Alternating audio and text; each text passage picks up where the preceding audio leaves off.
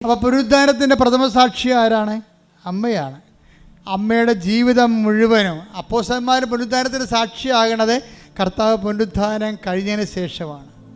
പക്ഷേ എല്ലാവരും മഗ്ദലന മറിയം ഉൾപ്പെടെ പുനരുദ്ധാനത്തിന് സാക്ഷിയാകണത് കർത്താവിൻ്റെ പുനരുദ്ധാനത്തിന് ശേഷമാണ്. അമ്മയുടെ ജീവിതം തന്നെ പുനരുദ്ധാനത്തിൻ്റെ ജീവിതം സാക്ഷിയായിട്ട് ജീവിക്കുകയും. എന്താ കാര്യം?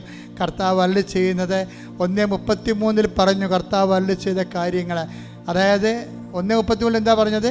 വരാൻ പോകുന്ന കാര്യങ്ങൾ നമ്മൾ 16-14 വായിച്ചു. ആ വരാൻ പോകുന്ന കാര്യങ്ങളാണ് മാലാഖ 1:33 പറയണത്. എന്താണ്? അവൻ്റെ രാജ്യത്തിന് അവസാനമുണ്ടായില്ലെന്ന്, അവൻ മരിച്ചാലും പുനരുദ്ധാനം ചെയ്യുമെന്ന്.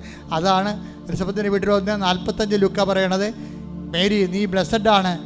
എന്താണ് കാരണം? കർത്താവ് നിന്നോട് അരുളി ചെയ്ത കാര്യങ്ങൾ നിറവേറുമെന്ന് നീ വിശ്വസിച്ചു. അതായത് എന്താണ് വിശ്വസിച്ചത്? കർത്താവിൻ്റെ പുനരുദ്ധാനത്തിൽ നീ വിശ്വസിച്ചു.